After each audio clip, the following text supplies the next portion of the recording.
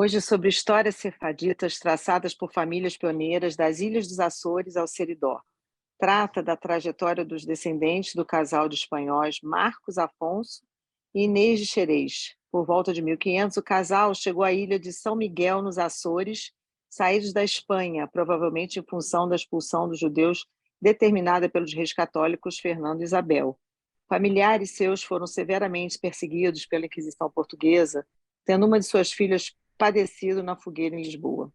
Aproximadamente 2 séculos e meio depois, dois descendentes diretos do casal instalaram-se na região de Seridó, no Nordeste brasileiro, onde constituíram uma grande família no qual o engenheiro José Roberto Bezerra de Medeiros, nosso palestrante de hoje, se dedicou à pesquisa histórica e genealógica e faz parte como 13º neto de Marcos Afonso e de Inês de Xerez.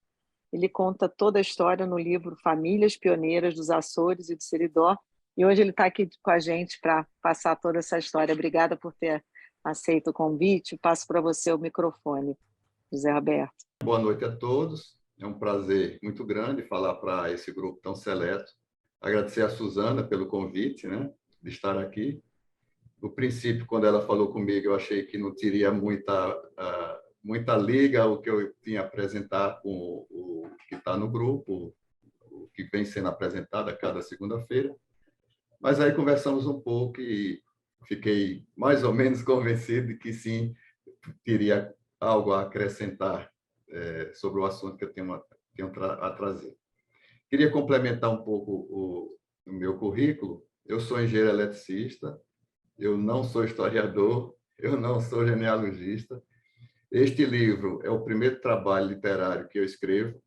Como engenheiro que sou, eu trabalhei sempre com literatura técnica, ora escrevendo, ora consultando. Durante 35 anos de profissão, eu trabalhei sempre no setor elétrico brasileiro. Eu presidi a Companhia Distribuidora de Energia aqui do meu estado, do Rio Grande do Norte, a COSER, e por maior parte do meu período de trabalho foi aqui no estado, e depois eu trabalhei na Bahia, onde presidi a Companhia de Eletricidade lá da Bahia. E me aposentei, e então esse é o meu primeiro trabalho literário. Não sei se outros virão. Bom, mas por que surgiu então essa ideia? Quando estava iniciando o ano de 2020, eu e minha irmã Luciane conversávamos a respeito da possibilidade de requerer a cidadania portuguesa com base na descendência de judeus sefarditas. Nós não sabíamos bem a nossa origem, tínhamos notícias na família de que lá atrás judeus tinham vindo para o Seridó, mas nós não sabíamos de fato se nos enquadraríamos. Então fizemos uma pesquisa genealógica, uma pesquisa bastante profunda, consultamos os documentos paroquiais dos Açores, do próprio Seridó, trabalho de genealogia de autores consagrados, tanto dos Açores quanto aqui da minha região, e compusemos um relatório onde constatamos, sim, que tínhamos, nós éramos descendentes de judeus sefarditas. E os primeiros que nós encontramos foi lá pelo ano de 1500, ou seja, mais de 500 anos atrás. Então, fizemos o relatório, apresentamos à comunidade israelita de Lisboa, e esse relatório foi aprovado. Então, comprovou-se, sim, que tínhamos nós éramos descendentes de judeus sefarditas.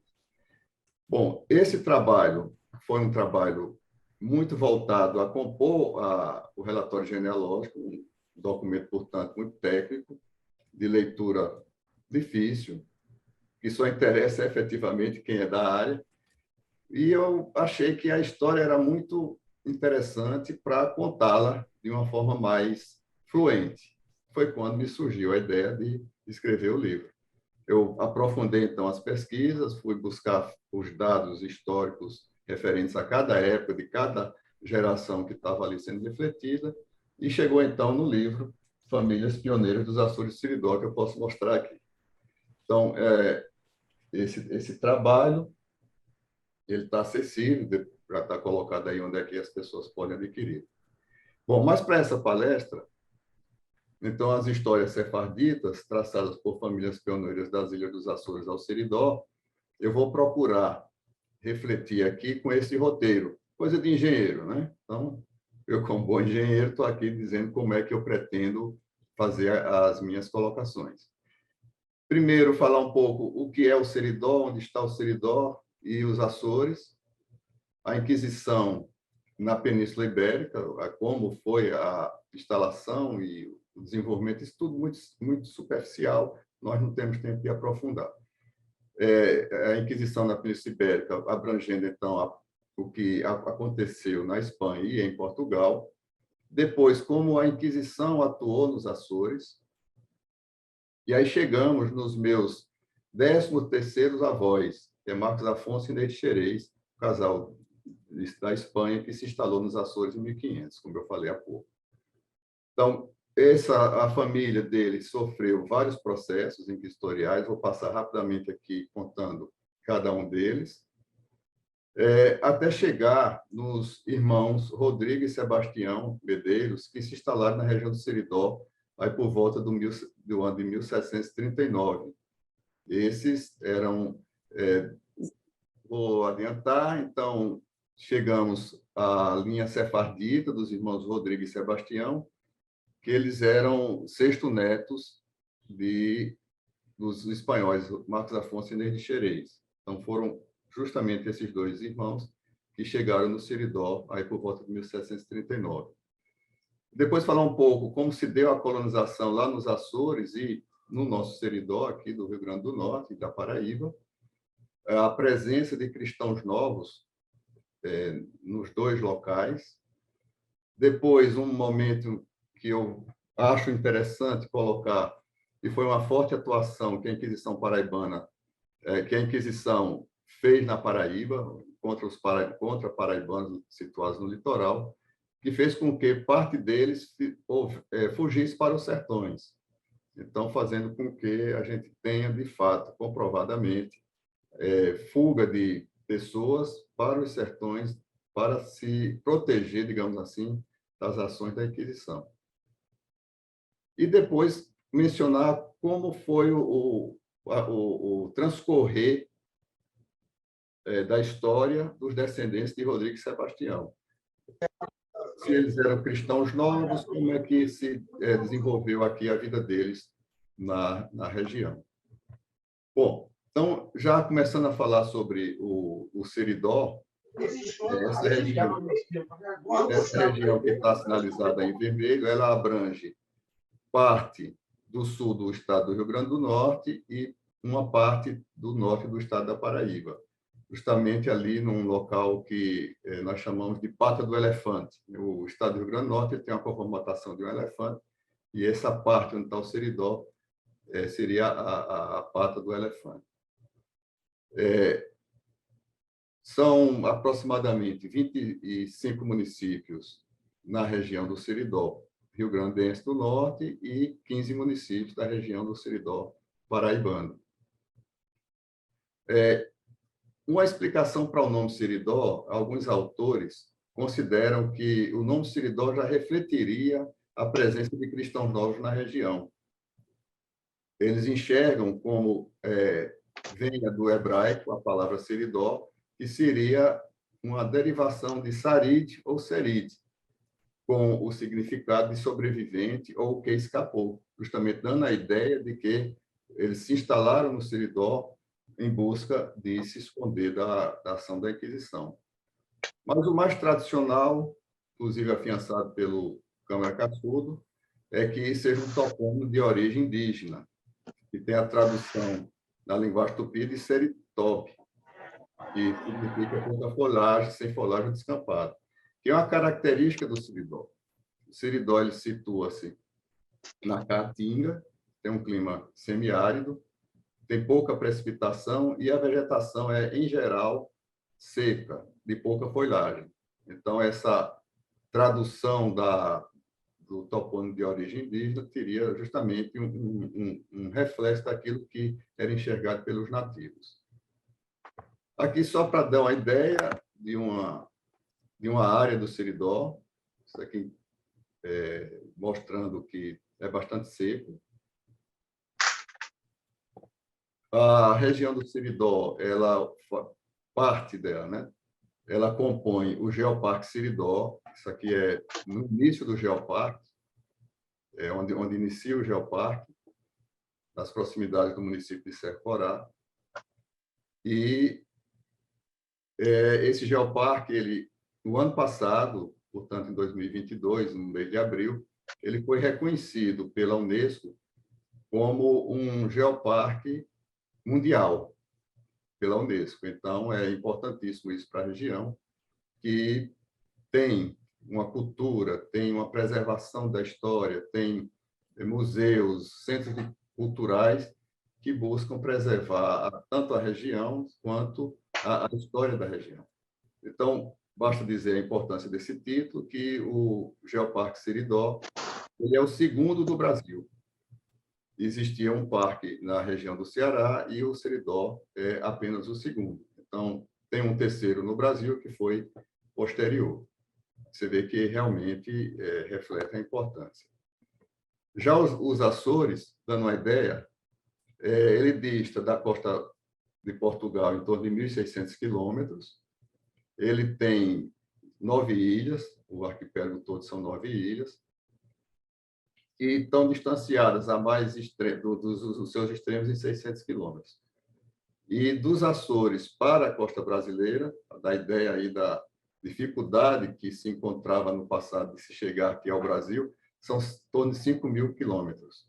Imagine o que seria navegar esses 5.000 quilômetros naquelas condições do século XVIII, século XVII. Os Açores, isso aqui é uma paisagem da Ilha de São Miguel.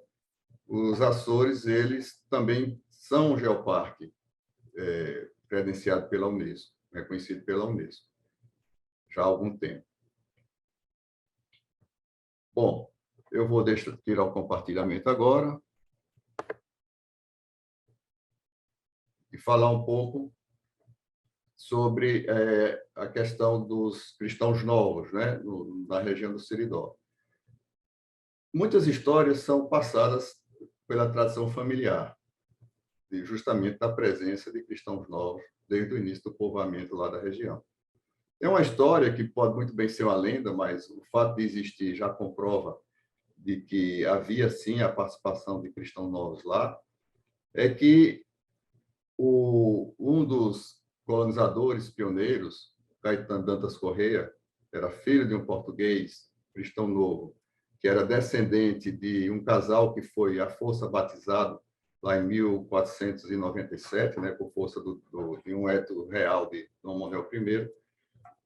Ele, instalado no Seridó, ia receber um grupo de frades vindos de Pernambuco, e se sabia que a finalidade dessa visita era para atestar se havia ali adeptos ao judaísmo.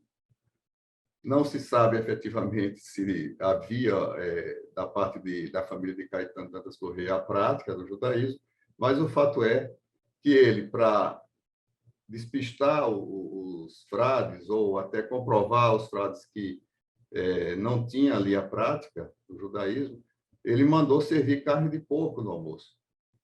E mais, um doce, o chouriço, é um doce que é feito à base do sangue do porco, e também se viu no almoço. Com isso, os frades teriam ficado convencidos de que naquela família não havia a prática do judaísmo. E até para, de certa maneira, comprovar mais isso, disse que os frades saíram lá com a promessa do Caetano de doar um terreno para a instalação de uma capela na propriedade dele. Então, é um fato interessante que se junta a outros e mostra que a região ela tem tem costumes que são sabidamente judaicos. Hoje se estuda isso profundamente, vários estudiosos e historiadores, genealogistas têm aprofundado e têm encontrado realmente indícios de que no Seridó houve a participação forte de cristãos novos no processo de colonização.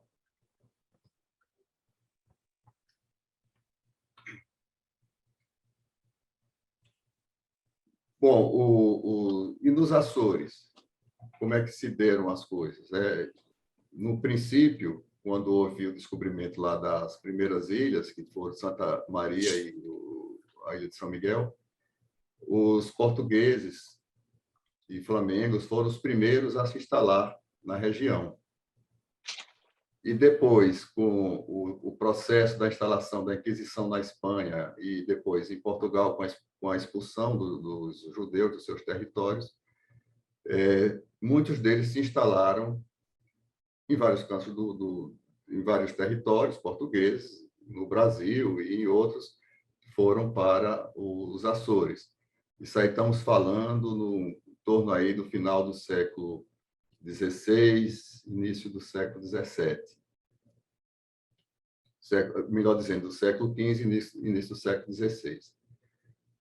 Foi quando o casal de espanhóis, Marcos Afonso e Inês de Xerez, que são meus 13º avós, né, se instalaram na Ilha de São Miguel. Sabe-se que eles eram cristãos novos, justamente porque os processos inquisitoriais que foram abertos contra descendentes seus, filhos e netos, colocam que declaram, né, que eles eram cristãos novos. Então, não há nenhuma dúvida, e que a ida deles para os Açores foi para se proteger das ações da Inquisição. Fato que efetivamente não se deu, porque vários descendentes deles foram processados. Isso motivou-se ali no ano de 1492, né, como se sabe, com a expulsão de Aragão e Castela pelos reis católicos, Fernando e Isabel, dos não praticantes do cristianismo. Então, os judeus, muçulmanos instalados naquelas regiões, tiveram apenas 3 meses, né, para sair. Muitos deles foram para Portugal, aqueles que não aceitaram a conversão foram para Portugal, ali vizinho. Outros foram para as possessões portuguesas, numa ilha, as Ilhas dos Açores, e o que fez com que os cristãos em Portugal se rebelassem contra essa chegada, porque eles consideravam, os cristãos consideravam naquele tempo, que todos as desgraças que se abatiam sobre o reino era motivado pela presença dos não cristãos, que eles consideravam que eram pecadores. Então, enquanto na Espanha o processo se desenvolvia, com a criação da Inquisição espanhola em 1479, em Portugal começou um movimento da própria população para exigir do rei também a instalação de uma Inquisição. Antes disso, em 1496, o rei Dom Manuel deu um prazo de apenas 10 meses para que houvesse a conversão dos não cristãos ao cristianismo, e fazendo com que aqueles que não quisessem se converter saíssem do reino. A situação piorou quando, em 1497, houve o batismo forçado dos cristãos. Como eu falei há pouco, aquilo que atingiu o pai do Caetano Dantas Corrêa, que eu mencionei, o caso da visita dos frades. Então, em 1497, além de determinar a conversão forçada dos não cristãos, o rei português mandou abolir tudo que dissesse respeito à religião judaica. Houve o confisco de sinagogas, proibiu-se leitura de livros, escolas judaicas foram fechadas. E não satisfeito com tudo isso, em 1536, instalou lá o Tribunal do Santo Ofício também. Então, passou a existir, tanto na Espanha, já tinha sido um pouco antes, quanto em Portugal, uma forte presença da Inquisição atuando contra aquilo que eles chamavam de heresias contra a religião. Então, o simples fato de praticar o judaísmo era considerado um ato a ser combatido pela Inquisição.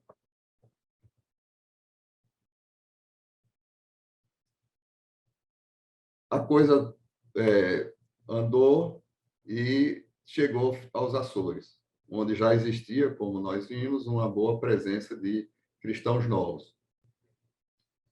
A primeira ação inquisitorial nos Açores pode-se dizer que aconteceu em 1548, quando alguns cristãos novos que estavam fugindo do continente português, do europeu, lá de Portugal, para Veneza, foram detidos nas Ilhas dos Açores, numa das Ilhas dos Açores. E em 1555, a Igreja mandou fazer investigações nas Ilhas dos Açores sobre a possível prática do judaísmo naquela região, gerando processos em Lisboa contra esses cristãos novos.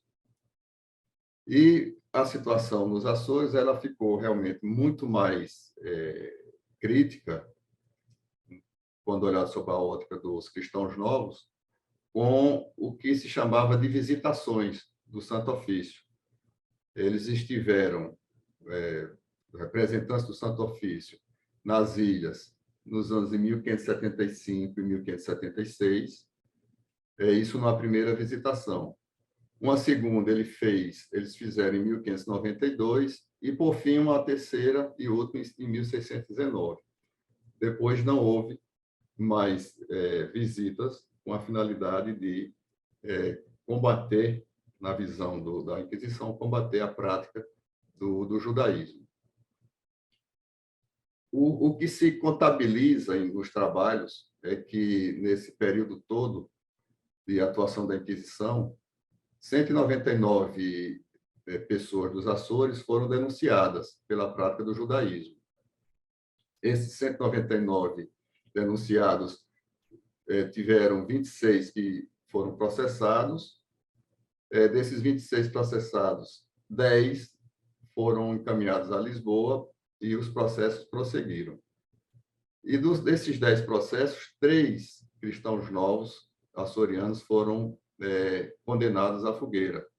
Foram, na linguagem da Inquisição, relaxados ao braço da justiça secular e foram queimados em Lisboa. Dentre esses 3, tinha uma das filhas dos espanhóis, Marcos Afonso Inês de Xerez, que foi também sentenciada à fogueira, o que ela vem a ser a minha 13ª avó.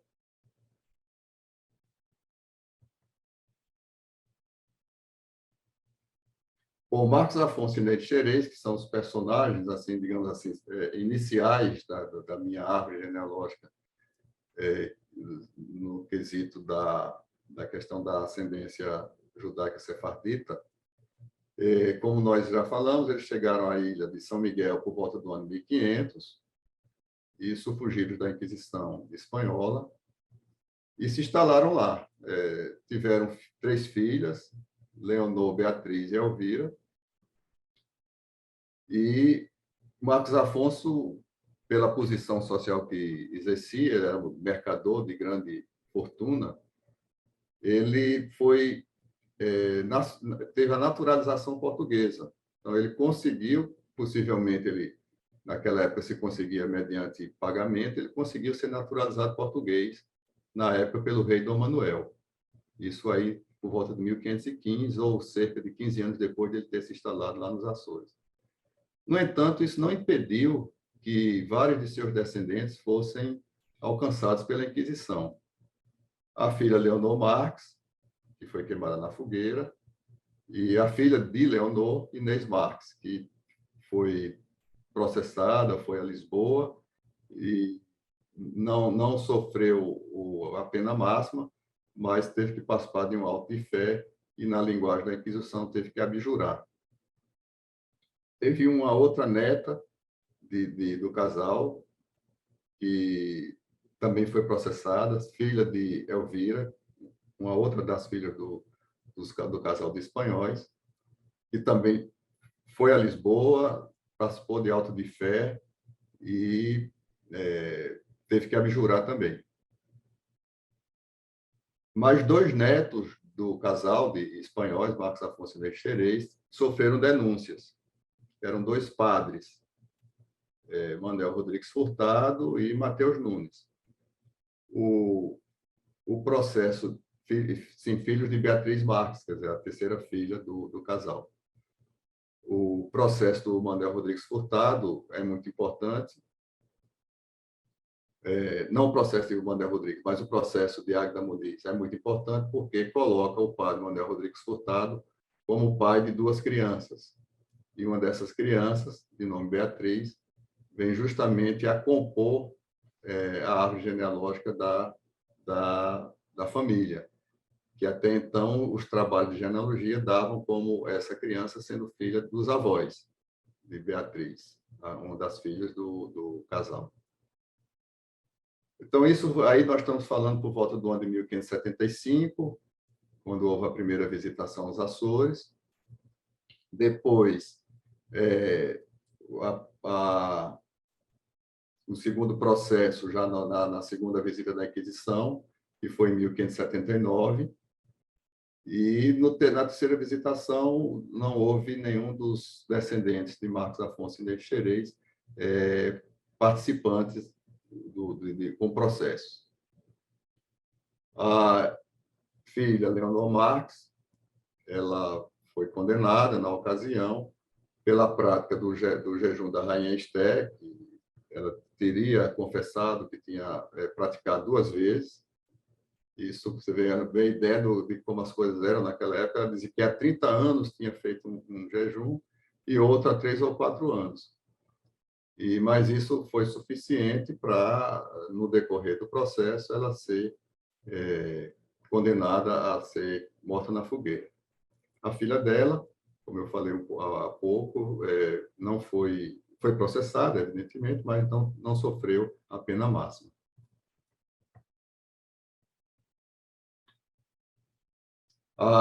O processo contra a Águeda Muniz foi aquele onde se vê que ela, por declaração dela, o padre Manuel Rodrigues Furtado, que era também neto do casal de espanhóis, tinha tido 2 filhos. E esses 2 filhos, um deles era a Beatriz, que veio a ser, como eu coloquei, na linha da descendência sefardita da minha família e de inúmeras outras da região do Seridó. Os irmãos padres, o pai das 2 crianças e o outro, eram motivos banais, eles foram denunciados por motivos banais, por conduta religiosa inadequada durante as celebrações. Isso não levou à abertura de processo e ficou efetivamente por isso mesmo.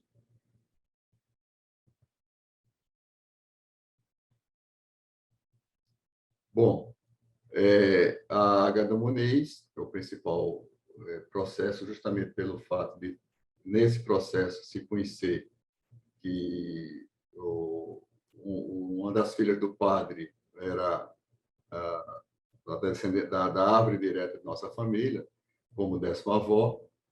Começou em 1592 o processo e veio a terminar em 1597 apenas, ou seja, praticamente 5 anos, em que ela, parte desses 5 anos, esteve presa em Lisboa, na sede da Inquisição, foi torturada e, por fim, voltou à Ilha de São Miguel, que era o local de residência dela, 5 anos após o início desse processo.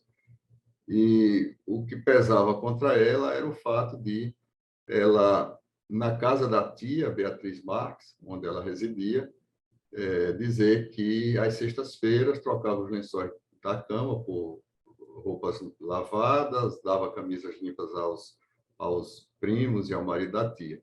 Isso, então, foi o que levou a Águeda Muniz a ser processada.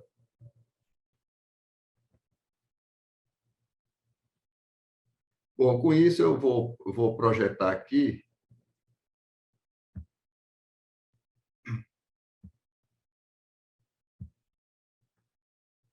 Acho que tá projetado. Tá sim. O que veio a ser a linha sefardita dos irmãos Rodrigo e Sebastião Medeiros, que migraram para o Seridó. Então, nós falamos aqui em Marcos Afonso e Ney de Xerez, são os primeiros que foram localizados. Depois, a filha deles, Beatriz Marques, o padre, Manuel Rodrigues Furtado, a filha do padre, Beatriz Furtado, aquela que se conheceu justamente pela leitura do processo de Águeda Muniz. E depois vem curiosamente, três Marias de Medeiros. Maria de Medeiros Rocha e Maria de Medeiros Pimentel, que são, na sequência, bisavó, avó e mãe de Rodrigo de Medeiros Rocha e Sebastião de Medeiros Matos, que são os sextos avós, meus sextos avós. Então, essa é a linha sefardita, partindo dos Açores e chegando ao Seridó, na pessoa aí dos dois irmãos. Eu vou tirar aqui o compartilhamento. E falar agora um pouco sobre o que aconteceu no Seridó em termos da sua colonização. Como antecedente disso, a gente cita a invasão que houve, a ocupação que houve de parte do Brasil, na região Nordeste, pelos holandeses. Eles estiveram aqui entre 1630 e 1654, e durante a presença deles, os judeus tinham total liberdade, tanto para agirem nos processos econômicos, muitos deles donos de engenhos, e também de professarem livremente a fé judaica. Com a expulsão dos holandeses, aquilo que aconteceu em 1654, houve a possibilidade novamente da Inquisição agir contra eles. Então, com a volta da perseguição, muitos deles saíram da colônia do Brasil, procuraram outras partes, se instalaram em outras partes do mundo, como nós sabemos, e uma parte deles buscou os sertões, onde eles entendiam que ficariam mais protegidos das ações da Inquisição. Nesse mesmo momento, estavam havendo a interiorização dos sertões, porque entendeu-se que se a coroa portuguesa não se apossasse da terra, correria o risco de ter novas invasões, como a recente ocorrida com os holandeses. Então, começaram a instalar fazendas de gado, através da concessão de Sesmarias, e adentrarem no território. Só que o território era ocupado por índios, que eram os habitantes nativos que estavam lá há milênios. E, claro, que eles se revoltaram contra essa ocupação das suas terras. Então, surgiu a chamada Guerra dos Bárbaros, que levou ao extermínio de diversos grupos indígenas aqui na região. Esses combates eles aconteceram em boa parcela do Nordeste, Piauí, Rio Grande do Norte, Paraíba, Pernambuco, e a fase mais crítica dela foi entre 1687 e 1693. E em alguns locais se estendeu até o ano de 1720. Então, isso fez com que houvesse uma saída daqueles colonizadores que pretenderam inicialmente se instalar por conta justamente da reação dos índios. Após essa guerra dos bárbaros, né, que houve o extermínio dos índios, então voltou-se o processo de colonização. Isso aí já 1700, 1720, o que coincidiu com a chegada dos dois irmãos, Rodrigo e Sebastião, na região, do Seridó. Eles chegaram, receberam Sesmarias e criaram suas fazendas, casaram com pessoas da região e constituíram grande família.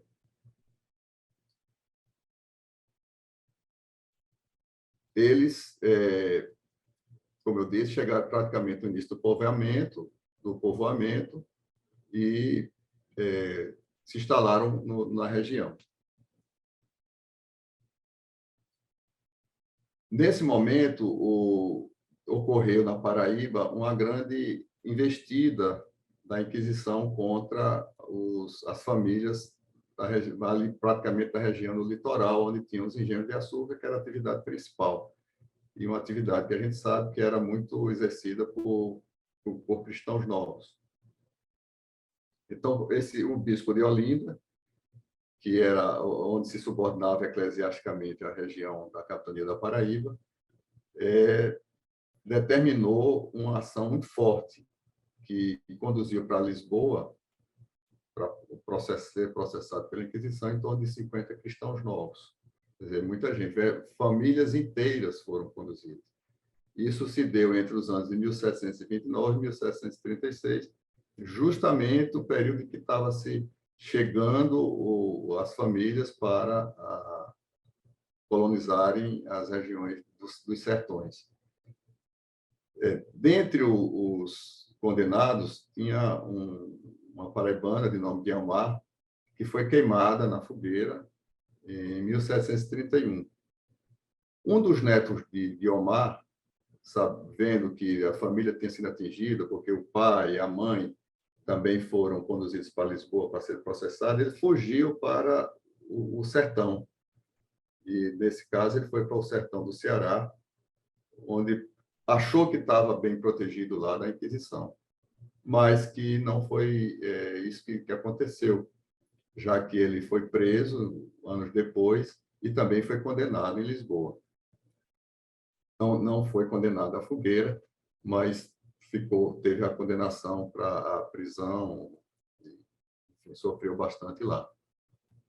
Um outro casal, também da Paraíba, ao ser processado, fez com que os filhos deles também procurassem fugir. E procuraram, desta feita, os sertões do Piranhas, que é uma região ali vizinha à região do Seridó, paraibano. Então, a ação da Inquisição chegou ali praticamente no Seridó, onde também estavam instalados cristãos novos. Então, fazendo com que o terror se instalasse ali. Ou seja, sabia-se que não estavam protegidos. O fato de estarem localizados no sertão não os protegia das ações da Inquisição. Depois, o neto, né, desse casal, ele, ao ser processado, depois foi solto, voltou, mas, como outras famílias, eles não conseguiam se reerguer. Então, muitos deles enlouqueciam ou até morriam pouco tempo depois, em razão dos maus tratos sofridos nas prisões da Inquisição.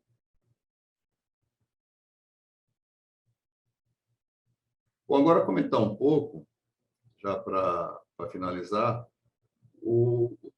como aconteceu a integração do Rodrigo, do Sebastião e dos seus descendentes na região do Seridó. Eles eram cristãos novos, está confirmado. Mas e aí, eles conseguiram se integrar? Então, fomos buscar o que aconteceu com seus descendentes. Com eles, primeiramente, depois com seus descendentes. Através de documentos, se verificou que ambos eles tiveram uma vida, digamos assim, integrada na região às demais famílias que se instalaram, fosse ou não fossem cristãos novos. Tanto é que eles fizeram parte das forças auxiliares das forças policiais e eram tidos como capitão, no caso do Rodrigo, do Sebastião, e tenente pelo caso do Rodrigo.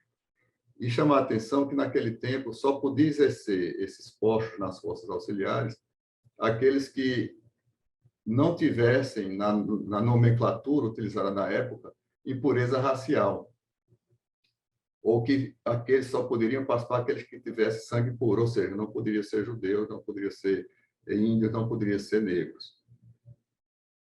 Mas, então, mostra que o fato deles terem se integrado dessa maneira é que passaram a conviver de forma, digamos assim, normal dentro da sociedade seridoense que estava em formação. Depois, inclusive, descendentes deles foram também tidos como militares das representações das forças auxiliares e participaram das câmaras de vereadores, participaram da administração local, né, que eram indicações da coroa, mostrando que a condição deles de cristãos novos não prevaleceu diante do que estava acontecendo lá na região. Ou seja, 150 anos depois, né, aproximadamente, de haver a morte na fogueira de uma tia deles, né, uma tia distante, mostra que isso não influenciou na vida deles no Seridó. Apesar de que é sabido que eram...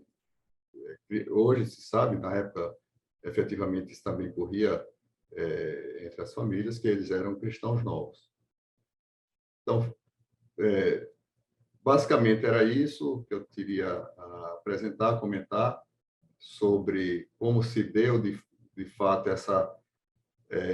esse fluxo da vida dos judeus sefarditas que saíram dos Açores até a região do Seridó, no decorrer aí desses aproximadamente 500 e poucos anos.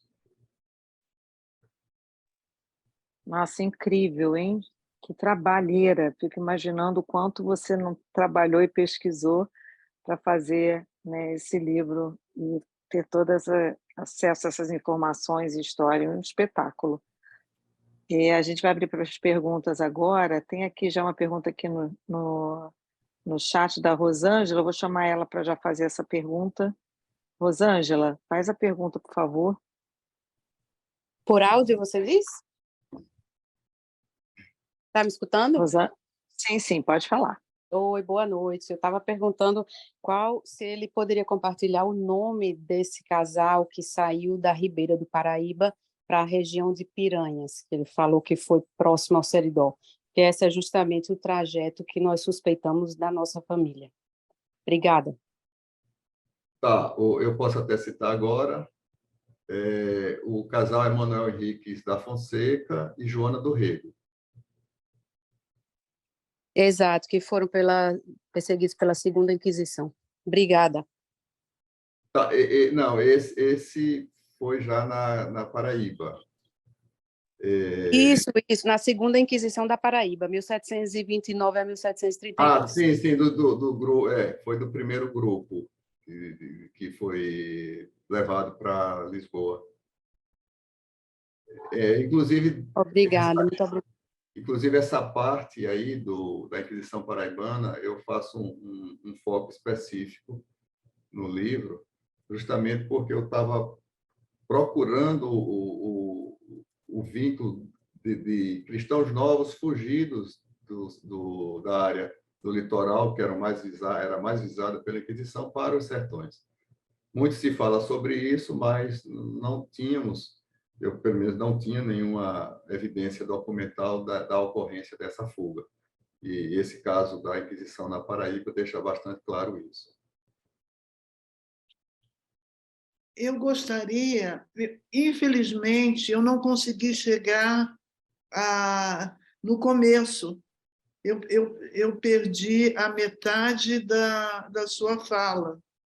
Então, eu gostaria de saber onde eu posso comprar seu livro. Sim, já está colocado aí no chat, tem uma resposta já sobre isso, mas eu posso aqui adiantar. Tem no Instagram que chama Famílias Açores Seridó. Pelo direct, você pode contactar comigo que eu oriento como fazer. @Famílias Açores Seridó. Tá certo, no Instagram. Eu tenho Instagram, eu vou procurar. Pronto, por favor, muito interessante. Dessa forma, Famílias Açores Seridó, cores, né? O cedilha, sem o cedilha. minha família, eu tenho a impressão que eles eram portugueses e foram expulsos várias pessoas com o mesmo, 7 pessoas com o mesmo nome, pediram a companhia holandesa, né? Os holandeses que invadiram Pernambuco, eu não lembro agora o nome, Companhia das Índias. Das Índias. Das Índias. Companhia das Ilhas Ocidentais, exatamente. WIC na sigla deles. E Sete Rodrigues, que é o sobrenome da minha família, pediram autorização na Holanda para virem para o Brasil. Então, eu acho que minha família começa com esses Rodrigues, ou com um deles. Então, tenho muito interesse em conhecer seu livro para poder ver como é que o senhor fez essa pesquisa, para eu fazer também. Sim. Em relação à minha família. Sim. Né? Maravilha. Eu vou chamar o Eduardo. Eduardo, pode abrir o Oi, microfone. boa noite, Zé Alberto, tudo bom? Eu tenho Boa um noite. caso, eu trabalho com embalagem, eu tive na região de Touros, no Rio Grande do Norte, e no meio da estrada eu vejo uma placa em hebraico. Eu encontrei 3 famílias, eles se auto-chamam de marranos.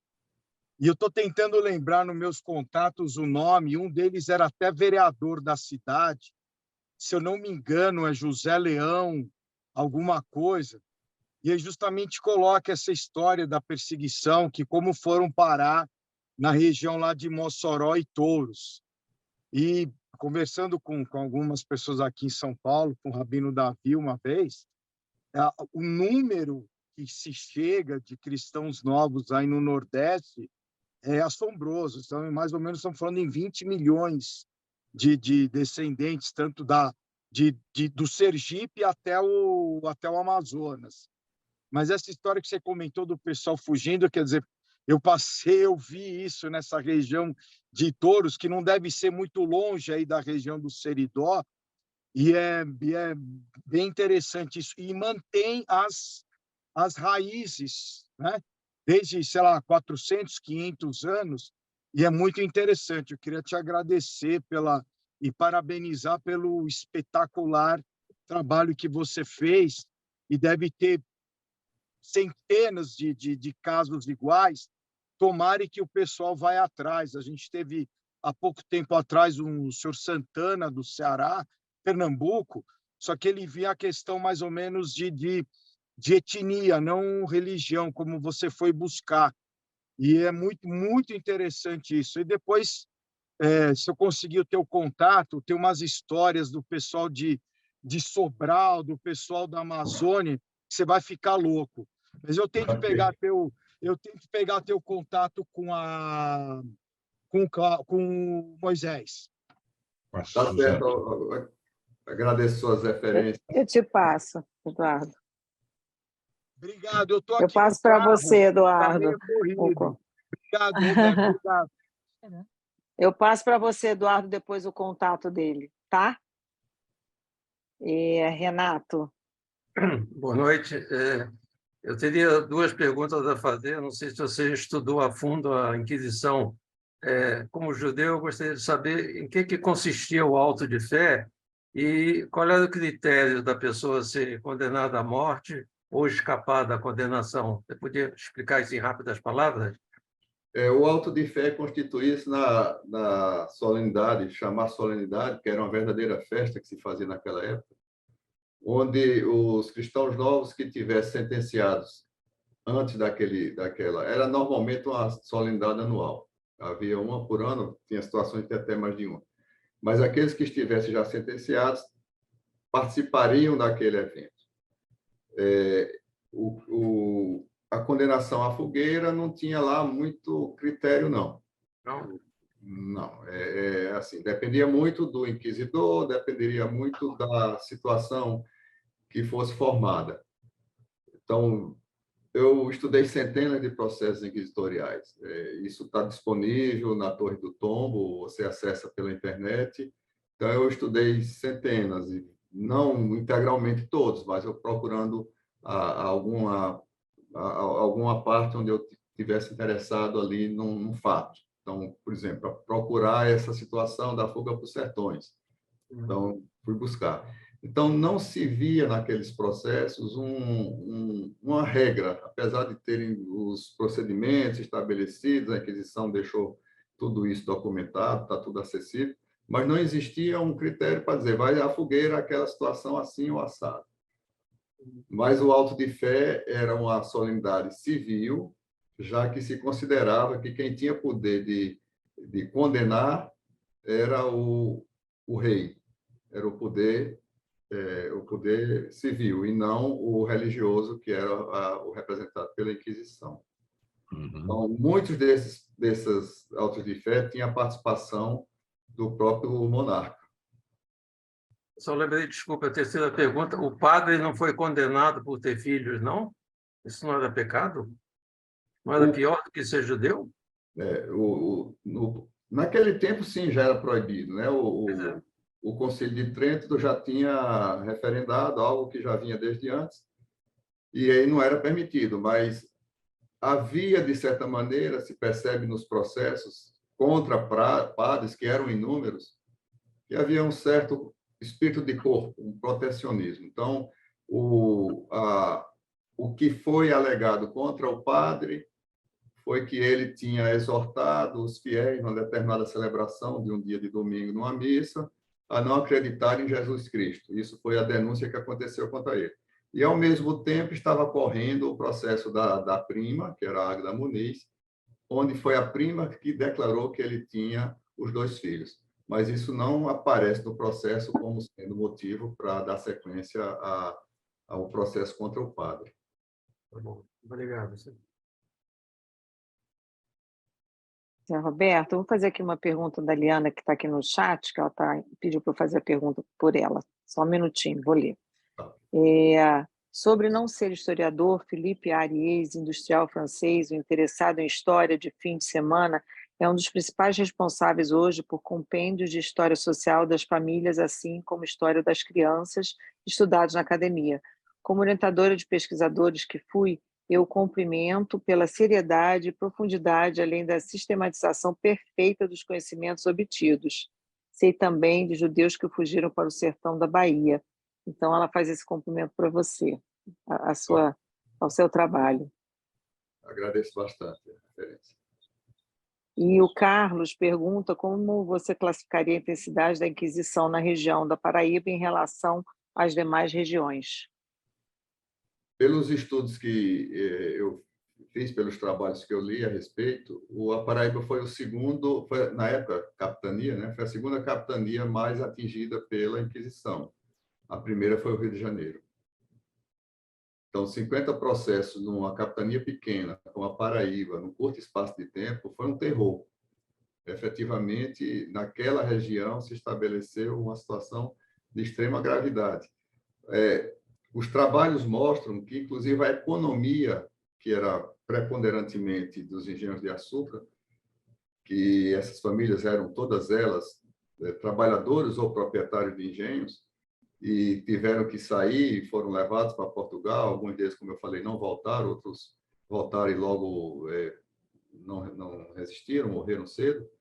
A economia daquela região sofreu um abalo incrível, muito grande, chegando praticamente a deixar de produzir. Então, a Paraíba foi o segundo, pelos estudos que eu verifiquei, o segundo em termos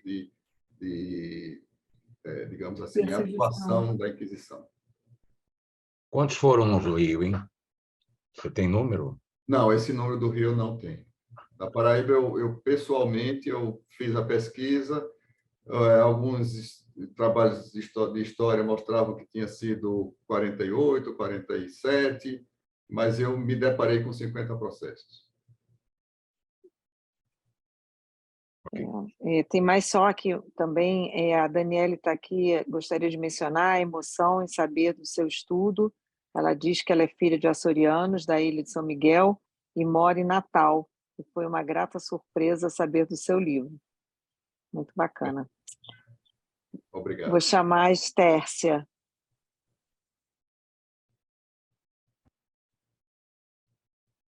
José Roberto, em primeiro lugar, muito obrigada pela sua exposição, pela seriedade, pela abrangência do conteúdo.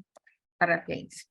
Bom, eu tinha duas perguntas. A primeira já foi feita, que era a respeito do critério para se caracterizar a seriedade das penas, ou seja, quem iria para a fogueira, quem iria para a prisão, foi respondida. Segunda pergunta, a respeito das denúncias. As denúncias, elas eram aceitas, vamos dizer, aleatoriamente, fosse de quem fosse, e qual eram, se você puder responder, as recompensas para essas denúncias?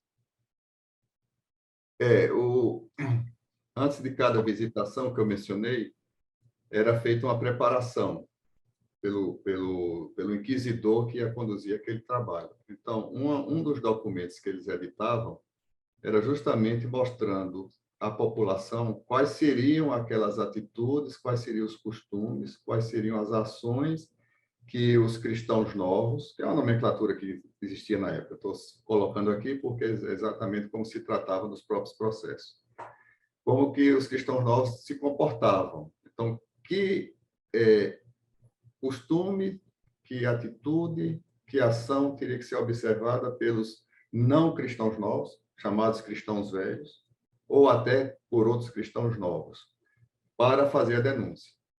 Então, se falava sobre todas as questões de guardar o sábado, de fazer a limpeza da casa, de fazer os jejuns, enfim, toda essa parte. Então, existia um manual na Inquisição onde tudo isso estava ali descrito.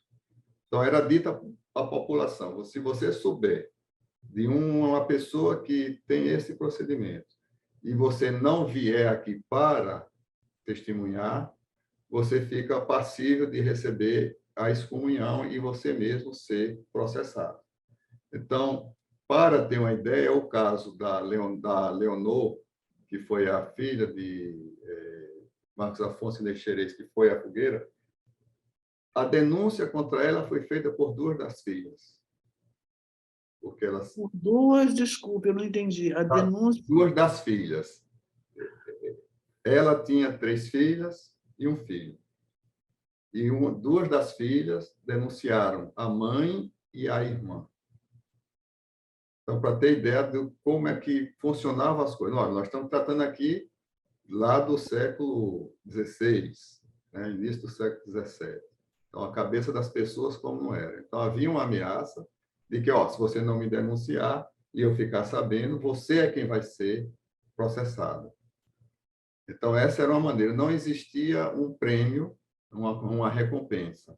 Existia, sim, uma promessa de processo se não houvesse a denúncia. Muito obrigada. Parabéns mais uma vez. Obrigado. Bom, não sei como falar, mas está BRO, Bru. Então, não sei qual é o nome, mas eu vou chamar aqui para fazer a pergunta. Meu nome é Brônia, e aí é mais fácil, Bru. Obrigada por sua explanação. Eu tenho uma pergunta mais atual. Eu queria saber quais são os costumes que permaneceram, como é a vida judaica atual no Seridó, o que é que passou, né, nessas gerações e que hoje, de modo, reafirmam a presença dessas gerações na área, na região. Por favor. Agradeço a referência, a pergunta. Os estudos que têm sido feitos, que eu mencionei, que têm se aprofundado e têm crescido muito nos últimos tempos, e mostram que costumes são esses. Então, apesar de todos eles chegar à conclusão que as pessoas praticam sem saber o porquê, quer dizer, aquilo que vem sendo transmitido no seio da família há décadas, há centenas de anos, alguns, são, por exemplo, o fato de varrer a casa da porta da frente para a porta dos fundos, porque se diz que é justamente para não passar pelo portal da porta da frente, onde está esqueci agora o nome, mas Mesuzá. exato. Então, para que não passe a impureza por ali. Uma outra, isso se observa, por exemplo, se você for ao município de Caicó, a cidade que eu nasci, e observar o cemitério, sobre as cruzes existem pedras, que também seria um costume judaico transmitido de geração em geração, que as pessoas fazem, mas não se apercebem o porquê. Algumas pessoas continuam sem saber a razão, mas não consomem carne de porco. Então, são coisas que estão sendo enumeradas aqui em vários trabalhos, inclusive trabalhos acadêmicos, que mostram que é uma evidência muito forte de que os costumes eles ainda estão, apesar de que não se pratica de maneira assim, não se pratica o judaísmo, não há adeptos do judaísmo na região. Zé Roberto, eu queria acrescentar também o costume de todo mundo se achar primo. Fulano é primo de fulano, é primo de fulano, é meu primo, é tudo primo. Sim. Que é um costume bem presente ainda na Paraíba. Pois é. Obrigada. Alberto.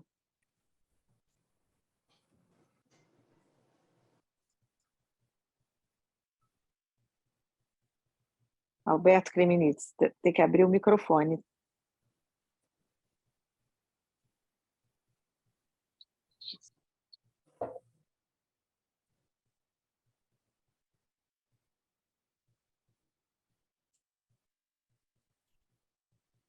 Bom, vou chamar a Clara. Maria, consegui. Ah, conseguiu? Seguinte, Então eu tá bom. gostaria de saber o que resta de vida, quer dizer, se no decorrer desses séculos todos, hoje existe vida judaica nas regiões em que você estudou. Se algumas dessas famílias resistiram durante todo esse tempo e conseguiram hoje manter o judaísmo. Muito bom. Obrigado. Nas verificações que eu fiz, os estudos, nos trabalhos que eu tive acesso, não existe. Existem, sim, esses costumes que foram mencionados, mas que são tidos como uma herança familiar sem se saber exatamente o porquê se age dessa forma.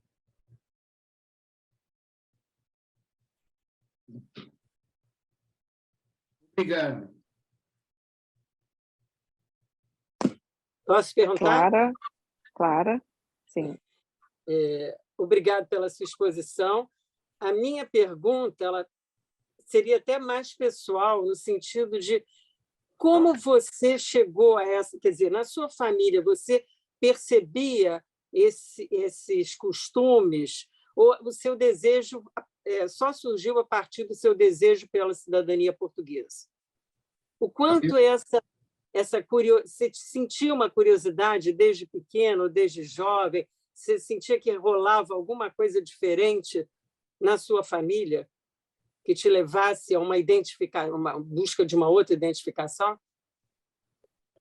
Com relação a se tinha na família esses costumes, assim, essas práticas que eu falei, elas até existem, né?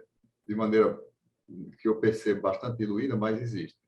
Agora, com relação especificamente a ter ascendentes cristãos novos, minha bisavó, uma das bisavós maternas, falava que nós descendíamos de cristãos novos.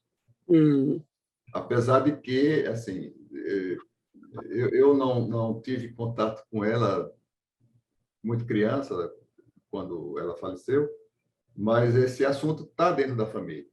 Então, primos meus que tiveram mais contato com ela, dizem, mas vozinha falava isso, que tinha cristãos novos.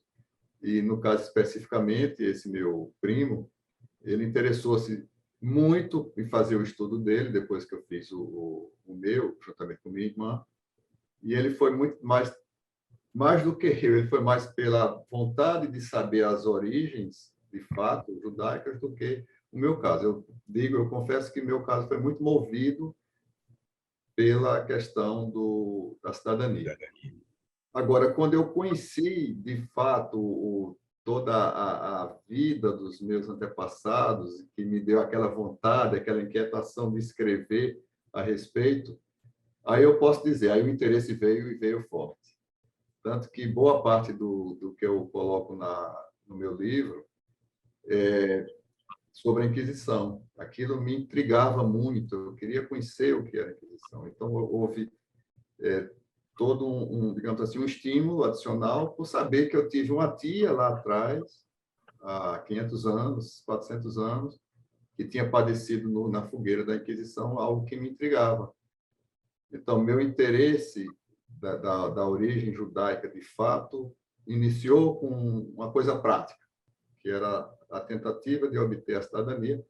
Eu posso aqui dizer que, após receber a certificação da CIL, né, que é lá dos israelitas de Lisboa, eu dei entrada no processo, mas está lá ainda em trâmite. Mas, em compensação, eu diria que foi muito rico, muito forte para mim, depois mergulhar fundo e descobrir muitas coisas a respeito dessa origem. Incrível mesmo. Eduardo? Foi agora com mais calma. Zé Roberto, queria comentar o que você, de Pernambuco, de Branca Dias, o que se você aprofundou um pouquinho também nesse estudo sobre que você falou da Paraíba, que foi uma capitania que teve proporcionalmente muito caso. No caso de Recife, eu tinha às vezes Nogas ou Olinda, que a gente vê hoje, era que nem se fosse Higienópolis, aqui em São Paulo, de judeus e tudo isso. O que você tem algo assim, algo a mais do que a história oficial nos conta? Na Pernambuco, ou mesmo até o Castro Alves tem o poema dele da Lia, né, que foi achado no Pelourinho, um mikve, que não sei se você sabe um mikve do que se trata, que é um banho ritual que perto de uma sinagoga. Você tem alguma coisa a mais fora da história, vamos dizer, oficial, que você pode contar para a gente? O que eu estudei, de fato, foi muito voltado para a minha região, a região do Seridó. Então, com relação ao que aconteceu em Pernambuco, que não teve, aparentemente, pelo menos eu não encontrei reflexo aqui, eu não estudei. Mas sobre Branca Dias, minha irmã, aquela que fez o trabalho, né, que eu contei anteriormente, que fez o trabalho do relatório genealógico, ela seguiu com os estudos em cima justamente dessa outra vertente. Eu acredito que ela teria até alguma resposta mais precisa para você. Até porque Branca Dias também está na nossa árvore genealógica, como nós somos descendentes diretos de Branca Dias. Então, existe, de fato, muitas raízes judaicas, onde você procura, você vai encontrar. Mas eu fico te devendo essa, eu não tenho. Obrigado pela pergunta. José Lache?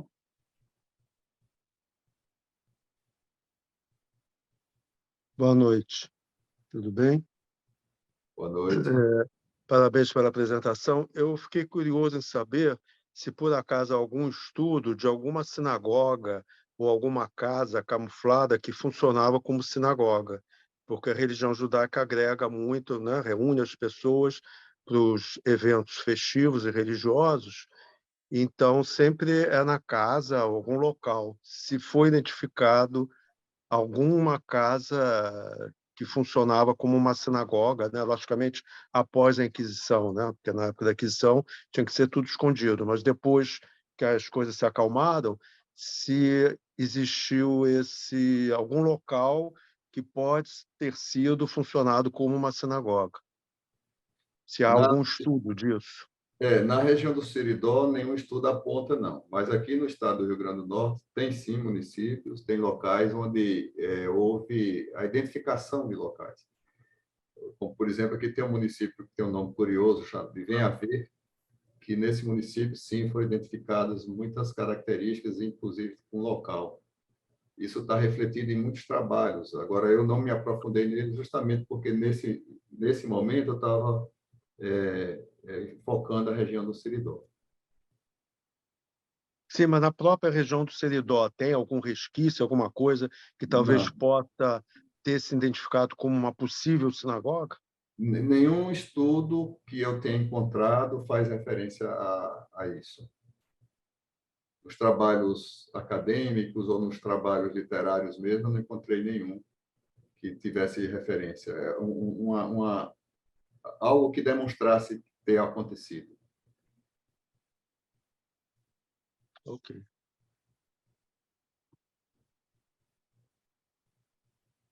Obrigado.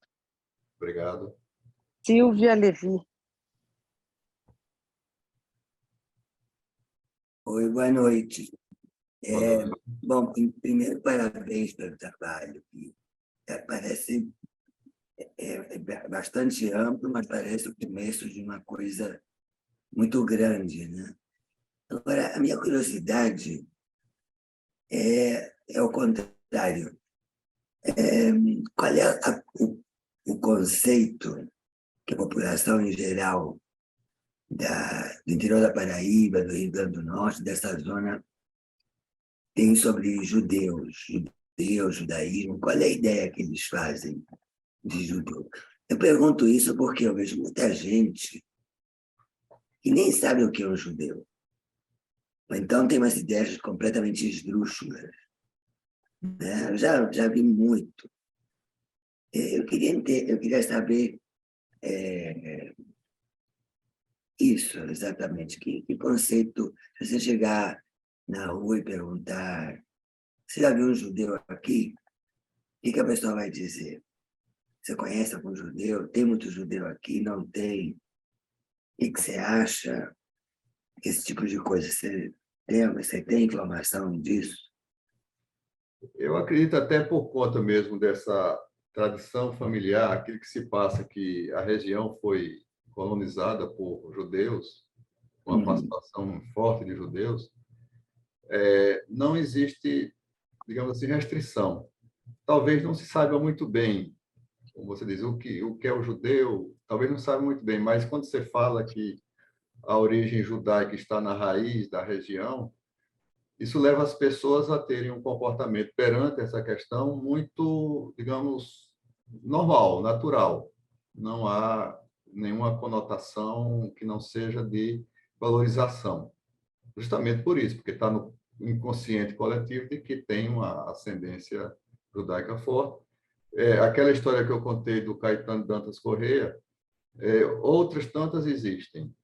Ou mitos, ou histórias que tenham se passado e que, de fato, a tradição familiar tenha trazido até os dias de hoje, mostra que a simples existência de um mito já comprovaria. Então, ainda que não uma história real, mas o mito já comprovaria que está no inconsciente coletivo a participação de judeus na colonização da região. E, como eu disse, hoje se estuda isso de forma bastante abrangente. Tem trabalhos acadêmicos, tem trabalhos feitos por pessoas que se interessam. Até esse meu trabalho, que eu posso dizer, né, como eu disse no início, não sou historiador nem sou genealogista, mas acabei me envolvendo e fazendo um aprofundamento, ainda que com a finalidade de escrever sobre a região, mas é um aprofundamento do tema. Na região de Campina Grande tem também pessoas com essa concepção de que são descendentes de judeus? Ou isso é uma coisa assim muito dispersa? A região de Campina Grande ela está ali muito próxima à região do Seridó, né? Ela compartilha, inclusive, a área da Serra da Borborema, em algum trecho, assim, não é tão, digamos, evidente, mas eu posso dizer, eu morei em Campina Grande, uma época da minha vida, Então, eu não enxergava em Campina Grande, não sei se é por conta da idade com que eu estava lá, que tivesse digamos, essa presença de ter havido na região essa participação de judeus. Mas a região do Seridó, quando se formou, ela tinha Campina Grande como um grande centro de escoamento do gado das fazendas, que se dirigiam tanto para Paraíba como para Pernambuco, e tinham Campina Grande como um ponto de comercialização e de passagem. Mas eu confesso que não sabia dizer se tem essa consciência também da participação de judeus na colonização lá.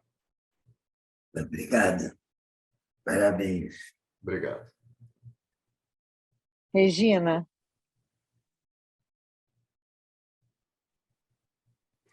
Oi, boa noite. Eu sou Regina, sou aqui de São Paulo e pertenço à Casa dos Açores de São Paulo.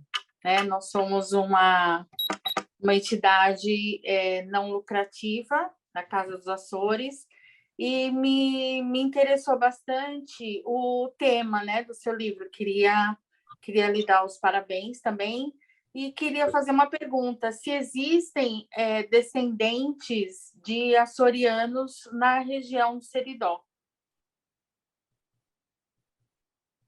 No caso específico, esse ramo familiar, com os dois irmãos, que eu mencionei, Rodrigo e Sebastião de Medeiros, eles são açorianos. Eles saíram da Ilha de São Miguel. Mas hoje em dia existe descendentes de açorianos na região? Você diz coisa mais recente? Mais recente. Não. É assim, os descendentes de açorianos são aqueles que os açorianos se instalaram lá no início da colonização. Aí estamos falando por volta do século XVIII. De lá para cá, se tem algum açoriano instalado lá, eu desconheço. Okay. Assim, coisa recente, você disse. Entendi. De quarta, quinta, sexta geração já não existe mais. Eu acho que sexta... No caso específico, eu sou sexta geração. Mas então... está distante, né? Não, mas porque em Santa Catarina, o litoral de Santa Catarina foi colonizado por açorianos, e hoje em dia eles têm descendência de açorianos até de 8ª geração. Por essa linha, nós somos descendentes de açorianos. E não foram só esses dois irmãos açorianos que se instalaram, outros que também partiram dos Açores, na mesma época, se instalaram e constituíram famílias lá. Então, esses todos, descendentes, são ainda, digamos assim, tem presença açoriana nessas gerações lá na região. Uhum. Tá ok, muito obrigada. Parabéns pelo seu trabalho. Obrigado. Mirrei. Boa noite para você, José, e amigos. Eu acho fantástico o que você está abordando. Eu queria saber, isso já é parte do currículo escolar ou até em nível universitário, para mostrar para muitos brasileiros que possam ser descendentes desse pessoal que veio na Inquisição, daquela região, que muitas vezes, como você acabou de falar, não todos têm noção o que é ser judeu. Eles têm uma visão, muitas vezes, errada. E eu acho que seria importante abordar isso em nível escolar, que é parte da população brasileira que se estabeleceu aqui anos atrás, Você sabe alguma coisa? Não, eu desconheço qualquer matéria que faça essa abordagem. Seria uma abordagem, digamos assim, histórica. Não afirmo com 100% de certeza, mas eu desconheço.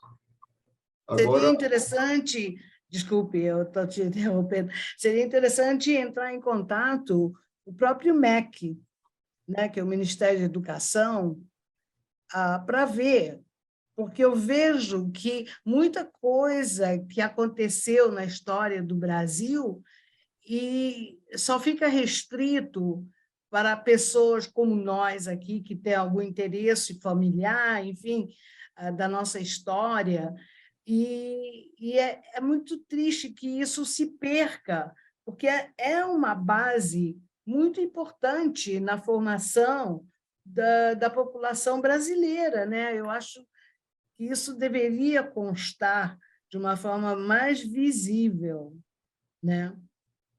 Irei, posso só dar uma entrada nisso aí? Eu tenho em outros lugares, a gente comentou sobre isso aqui. Essa história da família José Roberto, se ela vai para as escolas, cai a história do Brasil oficial que a gente aprendeu. Isso é óbvio. É uma história que nunca vai ser contada nas escolas. A gente derruba os jesuítas, derruba os bandeirantes, derruba todo o Tratado de Tordesilhas. Então, acrescenta isso. E a gente tem que fincar as bandeiras do jeito que o Zé Roberto fez. Infelizmente, é essa história que é a verdadeira. Não é aquela, não sei se algum professor de história no grupo, mas a gente, hoje, mais uma derrubada da história do Brasil. Desculpa. Eduardo, eu não diria derrubada, eu diria uma complementação. Não, é derrubada, porque se aprofunda, destrói todas as camadas. Se você... Veja bem, os jesuítas existiram, né? Toda aquela parte da história que é contada, uma boa parte é verídica, aconteceu. O que precisa é de um complemento que não é contada, falta um pedaço, e um pedaço importante, né? Eu acho que seria dessa forma, não é chegar e dizer, não, esquece tudo o que nós aprendemos, vamos fingir que é tudo verídico, tá? Então, é um complemento que é uma parte, eu acho, muito importante e que ainda hoje existe, né? Como nós ouvimos de várias pessoas, as tradições que vão de geração em geração e não sabem nem o porquê, né? Então, eu acho que seria um complemento. Vamos, como a gente diz, a gente não pode abafar o que eles já falam, vamos dar para eles um pedaço que falta, entendeu? Muito bem. Eu queria só... Desculpe interromper, mas eu queria... Pode falar. Há muitos livros já que colocam a questão nas universidades, as universidades, os cursos de história. Nós tivemos a professora doutora Anita Novinsky, falecida ano passado, da USP, que teve muitas obras e muitos discípulos que, inclusive, nas suas teses, dissertações de mestrado, teses de doutorado, nós temos um material riquíssimo a respeito da presença dos judeus na história do Brasil.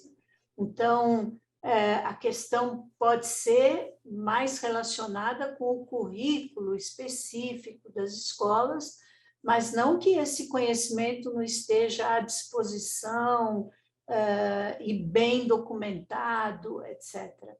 Então, acho que é uma questão ainda a ser explorada, mas nós temos já muita produção nessa direção, que não nega o que existe. Infelizmente, o problema é que um livro fechado não ajuda em nada. Infelizmente, não, exatamente. Esse o trabalho da professora Anita Novinsky,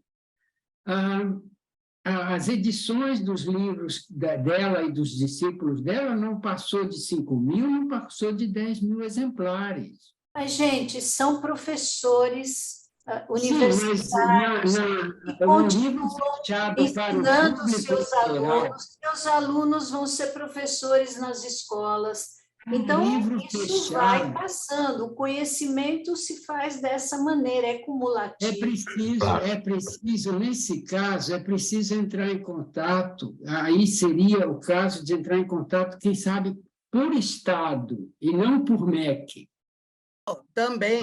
Tem que ser existe mais um termo pontual. que me foge, é um termo que é como as veias do corpo.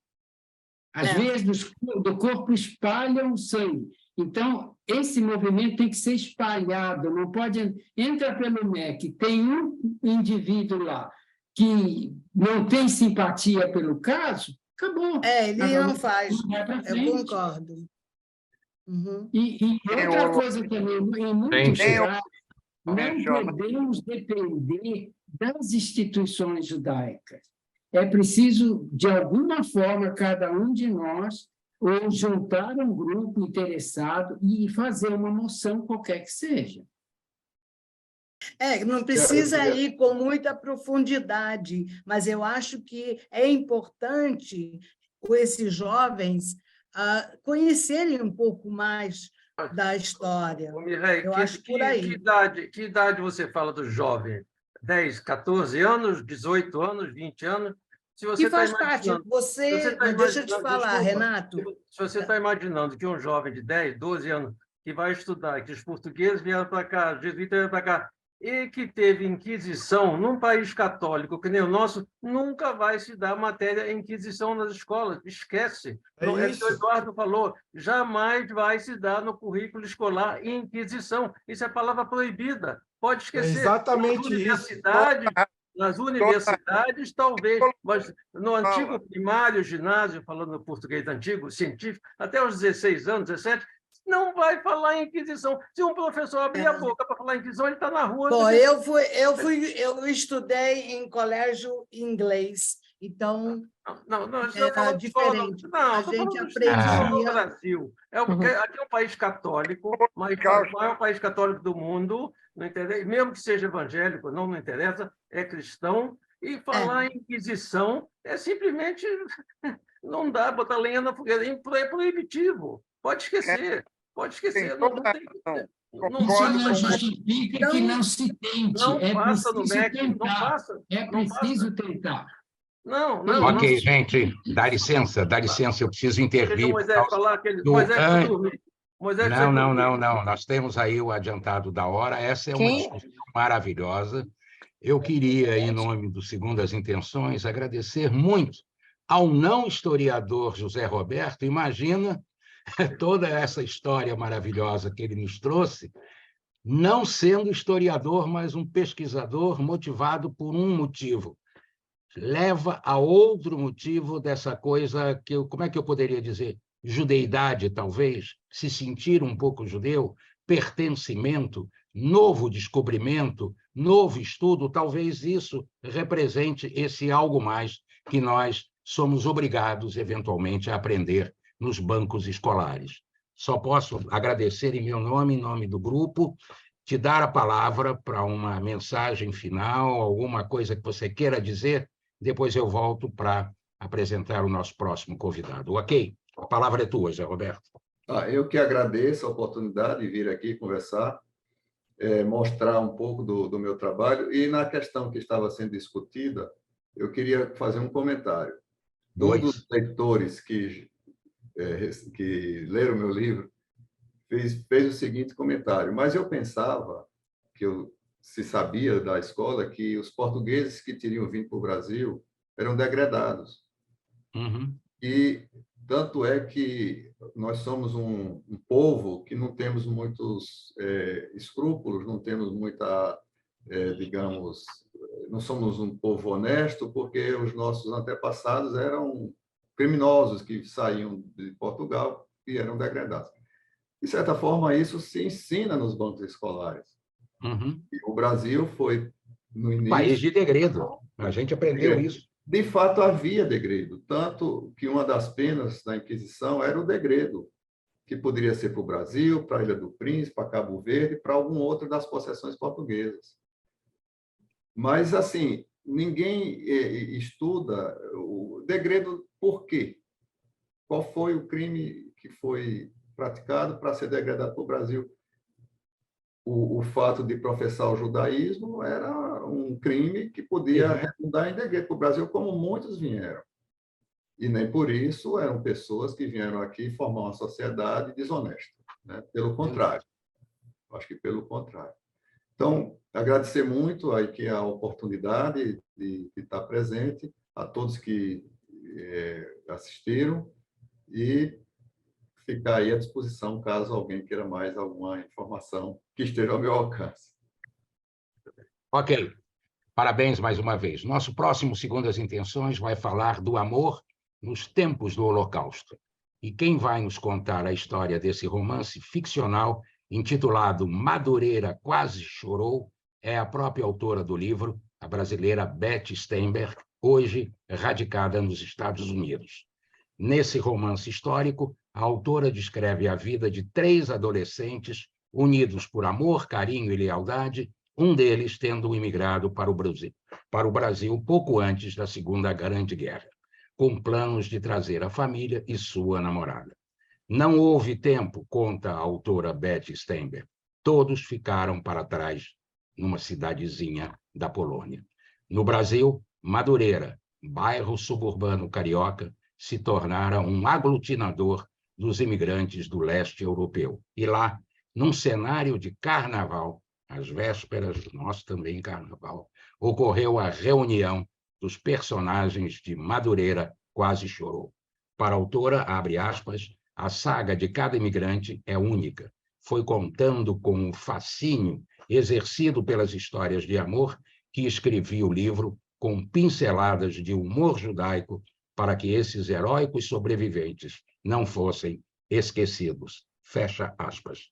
Beth Steinberg nasceu no Rio de Janeiro, filha e neta de imigrantes poloneses. Não percam, segunda-feira próxima, neste mesmo horário, neste mesmo Zoom, 21 horas, mais uma história chamada Madureira Quase Chorou. Obrigado a todos e até lá.